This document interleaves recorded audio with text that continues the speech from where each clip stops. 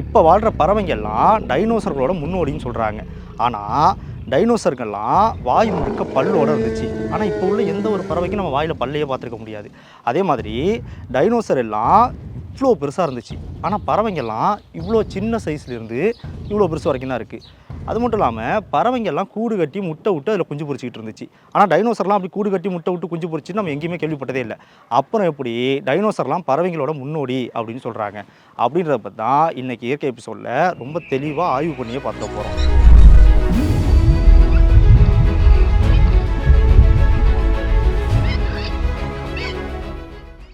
இப்போ நாம் திருச்சி மாவட்டத்தில் உள்ள நவீன் கார்டனில் இருக்கோம். இவங்கள்ட்ட இந்த மாதிரி ஆஸ்ட்ரிச் மட்டும் இல்லை, இன்னும் நிறைய அனிமல்ஸை நம்ம பக்கத்துலேயே நெருங்கி பார்க்கலாம்.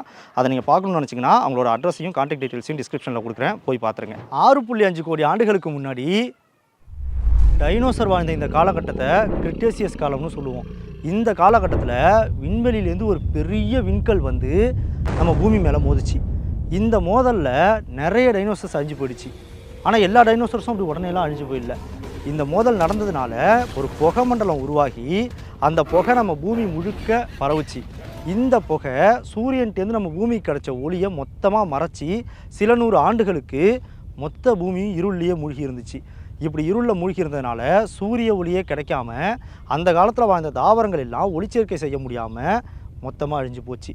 இப்படி தாவரங்கள் எல்லாம் அழிஞ்சு போனதும் அந்த தாவரங்களை சாப்பிட்டுக்கிட்டு வாழ்ந்துக்கிட்டு இருந்த தாவர உண்ணி டைனோசர்கள் எல்லாம் மொத்தமாக இறந்து போச்சு. அந்த தாவர உண்ணி டைனோசர்களை சாப்பிட்டுக்கிட்டு இருந்த மாமிச உண்ணி டைனோசர்கள் இந்த உணவு கிடைக்காததுனால கொஞ்ச காலத்துலேயே அதுவும் அழிஞ்சு போச்சு. இப்படி தான் ஒட்டுமொத்த டைனோசர்களுமே இந்த பூமியை விட்டு அழிஞ்சிச்சு. ஆனால் எல்லா டைனோசர்ஸும் அப்படி உடனே அழிஞ்சு போயிடல. தெரப்போட்ஸ்ன்னு சொல்லப்படுற ஒரு டைனோசர் இனத்திலேயே ரொம்ப சின்ன சைஸில் இருந்த ஒரு டைனோசர் இனத்துலேருந்து தான் இப்போ வாழக்கூடிய பறவைகள் எல்லாமே உருவானுச்சுன்னு சொல்கிறாங்க. இது எந்த அளவுக்கு உண்மைன்றதை இப்போ நேராகவே போய் ஆய்வு பண்ணி பார்த்துருவோம். நடக்கிற டைனோசர்ஸில் குறிப்பாக 2 வகை இருக்குது. ஒன்று பைப்படல், இன்னொன்று குவாட்ரிபடல். இந்த பைப்படல்ன்றது பின்னங்கால்கள் 2 கால்களை மட்டும் பயன்படுத்தி நடக்கக்கூடிய டைனோசர்ஸ். இந்த குவாட்ரிபடல்ன்றது 4 கால்களையும் ஊனி நடக்கக்கூடிய டைனோசர்ஸ். இந்த 4 கால்களையும் ஊனி நடக்கக்கூடிய டைனோசர்ஸ் எல்லாமே தாவர உண்ணிகளாக தான் இருக்குது. அதுவே இந்த 2 கால்களை ஊனி நடக்கக்கூடிய டைனோசர்ஸில் பெரும்பாலானது மாமிச உண்ணிகளாக தான் இருக்குது. இந்த டைனோசர்ஸில் முன்னங்கால்கள் 2 இப்படி தொங்கிக்கிட்டு இருக்குல்ல, அதோட முனையில் கூர்மையான நகங்கள் இருக்கும். இந்த கூர்மையான நகங்களை பயன்படுத்தி தான் மற்ற உயிரினங்களை அது வேட்டையாடி சாப்பிடுது. இதை போய் நெருக்கத்தில் பார்த்தீங்கன்னா அந்த கூர்மையான நகங்கள் எவ்வளவு கூர்மையாக இருக்குன்றது உங்களுக்கு தெரியும். இப்போ இந்த புதைப்படிமத்தை பாருங்கள். இது 15 கோடி ஆண்டுகளுக்கு முன்னாடி வாழ்ந்த ஆர்கியோப்டெரிக்ஸ் அப்படின்ற ஒரு பறவை இனத்தோட புதைப்படிமம். இதோட அந்த 2 ரெக்கைகள் இருக்குல்ல, இது ஒரு பறவை இனம். இதோட 2 ரெக்கைகளோட முனையில் பார்த்தீங்கன்னா 2 கூர்மையான நகங்கள் நீட்டிக்கிட்டு இருக்கிறது தெரியும். பறக்கக்கூடிய பறவை இனத்திலேயே இந்த 15 கோடி ஆண்டுகளுக்கு முன்னாடி வாழ்ந்த இந்த இனத்தில் அதோட ரெக்கைகளோட முனையில் 2 நகங்கள் இருந்திருக்கு. சரி, அப்போ இருந்துச்சு அப்படின்னா இப்போ உள்ள பறவைங்களுக்கெலாம் அது இருக்கா அப்படின்னு கேட்டிங்கன்னா, அமேசான் காட்டு பகுதியில் வாழக்கூடிய ஹாட்ஸின்ற இந்த பறவையை பாருங்கள். இந்த பறவை அந்த காட்டோட நதிப்படுகைக்கு மேலே தான் முட்டையிட்டு குஞ்சு பொரிக்கும். அந்த குஞ்சுகள் சில நேரத்தில் கூட்டிலேருந்து தவறி கீழே விழும்போது, அந்த தண்ணிக்குள்ளே விழும்போது அதுங்க திரும்ப ப்ரெடேட்டர்ஸ் ஏதோ அதை பிடிச்சிறதுக்கு முன்னாடி ஏறி மறுபடியும் மரத்துக்கு போகணும் இல்லையா, அதுக்கு அதுங்களால் அப்போ பறக்க முடியாதுன்றதுனால அதுங்களோட ரெக்கைகளுக்கு முனையில் இருக்கக்கூடிய அந்த நகங்களை பயன்படுத்தி தரையிலையும் மரத்துலையும் அதை வச்சு பிடிச்சி தான் மறுபடியும் ஏறி கூடுகளுக்கு போய் சேருது. சரி, அப்போ இந்த ஹாட்ஸின்ற ஒரு பறவைக்கு மட்டுமே அதோட ரெக்கைகளோட முனையில் நகங்கள் இருக்குன்றதை வச்சு எல்லாமே டைனோசர்ஸ்லேருந்து தான் வந்துச்சு அப்படின்னு சொல்ல முடியுமா அப்படின்னு தோணுதில்லை.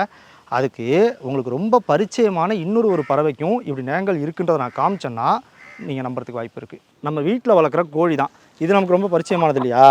நம்ம வீட்டில் வளர்க்குற கோழியோட ரெக்கை பகுதியை எடுத்து விரித்து அந்த ரெக்கையெல்லாம் முடிஞ்சதுக்கப்புறம் அதோட அந்த கைப்பகுதி இருக்கும்ல, அதோட முனையில் பார்த்திங்கன்னா ரெக்கைக்கு சம்மந்தமே இல்லாமல் கொஞ்சம் நீட்டிக்கிட்டு ஒரு நகம் மாதிரி இருக்கும். அதோட முனையில் நல்லா ஸ்ட்ராங்காக ஒரு நகம் எப்படி இருக்குமோ அந்த மாதிரி கூர்மையாக, ஆனால் கொஞ்சம் மழுங்கு நிலையில் உள்பக்கமாக இருக்கும்.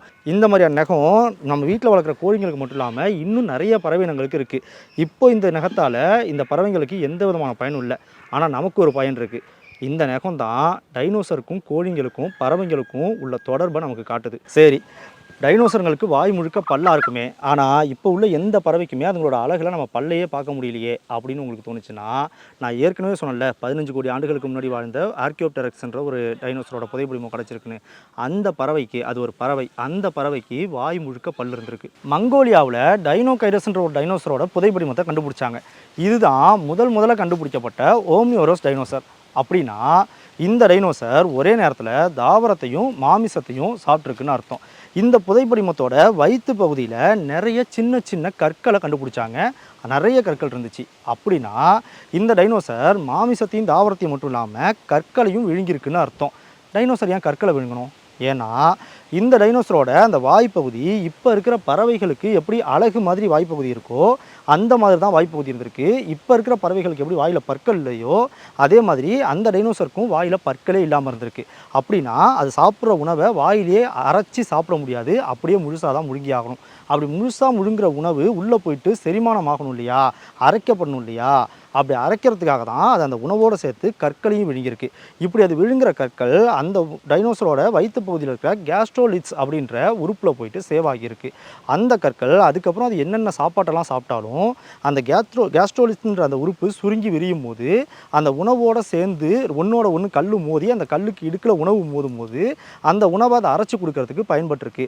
அதாவது நமக்கெல்லாம் எப்படி வாயில் பற்கள் உணவு அரைக்குதோ அதே மாதிரி வயிற்றுக்குள்ளே போய் உணவு அரைக்கிறதுக்காக அதுங்க கற்களை பயன்படுத்தியிருக்கு அப்படின்ற கண்டுபிடிச்சிருக்காங்க. சரி, இதை வச்சு இந்த டைனோசரோட அந்த வாய்ப்பகுதி இப்போ உள்ள பறவைகளோட அழகு மாதிரி இருக்குது அப்படின்றத மட்டுமே வச்சு இந்த டைனோசருக்கும் இப்போ உள்ள பறவைகளுக்கும் தொடர்பு இருக்குன்னு எப்படி சொல்ல முடியும்? இப்போ உள்ள பறவைங்கள்லாம் என்ன கற்களையாக முழுங்கிக்கிட்டு இருக்கு? ஆமாம், கற்களை தான் முழுங்கிக்கிட்டு இருக்கு. இப்போ உள்ள நிறைய பறவைகள் இந்த காரணத்துக்காக, இந்த மாதிரி செரிமானமாகணுன்ற அதே காரணத்துக்காக கற்களை விழுங்குது. இப்போ இருக்கிற பெரும்பான்மையான பறவைங்களுக்கு அது பறக்குதோ பறக்கலையோ உடம்புல ரெக்கை இருக்குது. ஆனால் நாம் படத்தில் பார்த்த எல்லா டைனோசருக்குமே உடம்புல ரெக்கையே இல்லாமல் ஏதோ முதல தோல் மாதிரி கடினமான தோலோடு தானே இருந்திருக்கு. அப்படி இல்லை, டைனோசருங்களுக்கும் ரெக்கை இருந்திருக்கு. 1996 கண்டுபிடிக்கப்பட்ட சைனோசோடிரெக்ஸ்ன்ற டைனோசரோட புதைப்படிமத்தில் ரெக்கை இருந்தது தெரிஞ்சிருக்கு. இதுதான் முதல்ல நமக்கு ரெக்கையோடு இருக்கிற மாதிரியே தெளிவாக கிடச்ச ஒரு புதைப்படிமம். அதுக்கப்புறம் நமக்கு இன்னும் நிறைய புதைப்படிமங்கள் டைனோசரோட ரெக்கையோடையே கிடச்சிருக்கு. இந்த புதைப்படிமத்தை பாருங்கள். இந்த படிவத்தில் ஒரு டைனோசரோட எலும்பு, அதுக்கு மேலே இருக்கக்கூடிய அந்த தோலோட அமைப்பு, அந்த தோலுக்கு மேலே இருக்கக்கூடிய ரெக்கைகளும் சின்னதாக கோடாக தெரியுது பார்த்தீங்களா? இந்த மாதிரி அதுக்கப்புறம் நம்ம நிறைய டைனோசர்ஸை மேலே ரெக்கை இருக்கிற அமைப்போடைய புதைப்படிமத்தில் கண்டுபிடிச்சிருக்கோம். இதனால தான் நிறைய டைனோசர் படங்களில் டைனோசரை அப்படி காமிச்சிருந்தாலும் அப்படி அவங்க காமிச்சதுக்கு என்ன காரணம்னா அதை பார்க்குறவங்களுக்கு பயம் ஏற்படணும். அது பார்க்க இப்போ உள்ள பறவை மாதிரி இருந்துச்சுன்னா நிறைய பேர் அது பயம் கொடுத்தாதுன்ற காரணத்துக்காக தான் அதை அப்படி காமிச்சிருப்பாங்க. ஆனால் இதை காம்பன்சேட் பண்ணுற விதமாக இப்போ லாஸ்ட்டாக ரிலீஸ் ஆன ஜுராசிக் வேர்ல்ட் டொமினியன்ற படத்தில் ஒரு டைனோசரை இதே மாதிரி ரெக்கையோட உலாவை விட்டு அதை ஈடுகட்டியிருப்பாங்க. இப்போ இருக்கிற பறவைங்க மாதிரியே அந்த காலத்தில் டைனோசர்ஸும் கூடு கட்டி முட்டை விட்டு குஞ்சு பொரிச்சிருக்கு. ஆனால் அதில் பெரும்பான்மையானது இந்த மாதிரி மரத்தில் இல்லை, தரையில் தான். டைனோசர்ஸ் அடகாக்கிற மாதிரியான புதைப்படிமம் நமக்கு நிறைய கிடச்சிருக்கு. அதில் பெரும்பாலானது இப்போ நீங்கள் பார்க்குற இந்த மாதிரி தான் இருந்திருக்கு. இதில் ஒரு டைனோசர் ஒரு கூட்டை தரையில் கட்டி அதை சுற்றி விளிம்பை முழுக்க மண்ணால் கொஞ்சம் சுவர் மாதிரி எழுப்பி அந்த விளிம்பை சுற்றின மாதிரியே முட்டையை வரிசையாக அடுக்கி நடுவில் ஏறி உட்காந்து அதோட ரெக்கையை படர்த்தி வச்சு அது மூலமாக வெப்பத்தை கடத்தி அடகாத்திருந்திருக்கு. ஏன் இப்படி பண்ணியிருக்குன்னா இந்த டைனோசர்ஸ்லாம் அந்த காலத்தில் ரொம்ப வெயிட்டாக இருந்ததுனால அந்த அதீதமான எடையை அதுங்களோட சின்ன முட்டையை உடைச்சிரும் அப்படின்றதுனால முழு உடல் எடையும் அந்த முட்டை மேலே கொடுக்காம உடலை சுற்றி முட்டைகள் இருக்கிற மாதிரி வச்சு அடகாத்திருக்கு. ஆனால் இப்போ உள்ள எந்த பறவைகளும் இப்படி செய்யறதில்ல இல்லையா? அதை செய்கிறது இல்லைனாலும் அந்த காலத்தில் வாழ்ந்த உருவத்தில் ரொம்ப பெருசாக இருந்த டைனோசர்ஸ் அடகாக்கணுன்ற சூழல் வரும்போது தான் அதுங்க இந்த மாதிரி அடகாத்திருக்கு. ஆனால் உருவத்தில் சின்னதாக இருந்த நிறைய டைனோசர்ஸ் இப்போ நம்ம பறவைங்க எப்படி கூட்டுக்கு நடுவில் முட்டையை வச்சு அது மேலேயே ஏறி உட்காந்து அடகாக்குதோ அதே மாதிரி தான் அடகாத்திருக்கு.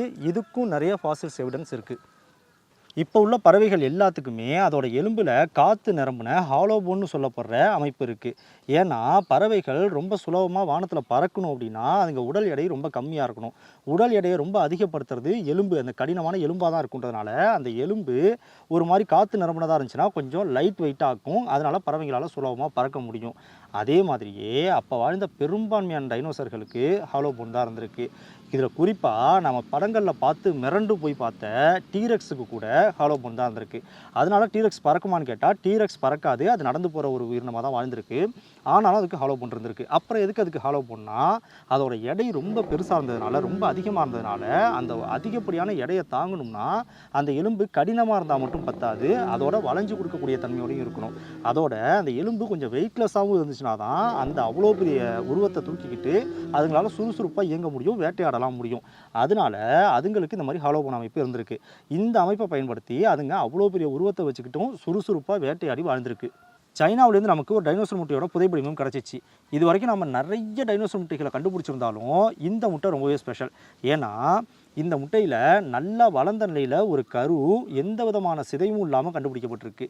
இந்த கரு அதோட தலையை அப்படியே வயிற்று பக்கமாக திருப்பி வச்சு தன்னோட 2 பக்கத்தில் உள்ள கைகளையும் தலைக்கு 2 பக்கமும் வச்சு அணைவு கொடுத்த மாதிரியான பொசிஷனில் இருந்திருக்கு. இது தெரப்போட்னு சொல்லப்படுற ஒரு டைனோசர் இனமான ஓவிராப்டார் அப்படின்ற டைனோசரோட புதைப்படிமம், முட்டையோட புதைப்படிமம். இப்போ இந்த முட்டையை பார்த்த மாதிரியே அப்படியே இந்த முட்டையை பாருங்கள். இந்த முட்டை இப்போ நம்ம கூட வாழக்கூடிய வீட்டு கோழியோட முட்டையில் உள்ள ஒரு கரு. இந்த கருவும் டைனோசர் முட்டையோட இந்த ஓவிராப்டாரோட கருவும் நல்லா ஒத்து போகுது இல்லையா? இப்போ அப்படியே இந்த முட்டையை வச்சு பாருங்கள். இது ஒரு முதலையோட கரு. முதலை ஒரு ஊர்வனை. இந்த கருவும் இந்த டைனோசர் கருவும் கொஞ்சம் கூட ஒத்தே போல இல்லையா? அப்படின்னா என்ன அர்த்தம்னா, டைனோசருங்க ஊர்வனவற்றை விட நம்ம பறவைங்களுக்கு தான் ரொம்ப நெருக்கமான ஒரு உறவு முறையோடு இருந்திருக்கு அப்படின்னு அர்த்தம். இதை இப்படியும் சொல்லலாம். இப்போ வாழக்கூடிய எல்லா பறவைகளுமே தெரப்போட்ஸ் அப்படின்ற அந்த டைனோசர் இனத்துலேருந்து தான் உருவாயிருக்கு. ஸோ இனிமேல் டைனோசர்களோட மரபணுக்களை வச்சு டைனோசர்களை மறுபடியும் உருவாக்கணும்னு நீங்கள் நினைக்கிறதுக்கு முன்னாடி அந்த டைனோசர்களோட மரபணுக்கள் நமக்கு முன்னாடியே இன்னும் வேகமாக பயணித்து வந்து இங்கே இருக்குது அப்படின்றத மட்டும் மறந்துடாதீங்க. இதே மாதிரி நம்மளோட இயற்கை நிகழ்ச்சியில் நிறைய விலங்குகளை பற்றியும் நிறைய இயற்கை காட்சிகளை பற்றியும் தெளிவாக பார்க்க போகிறோம். மிஸ் பண்ணாமல் பார்த்துருங்க.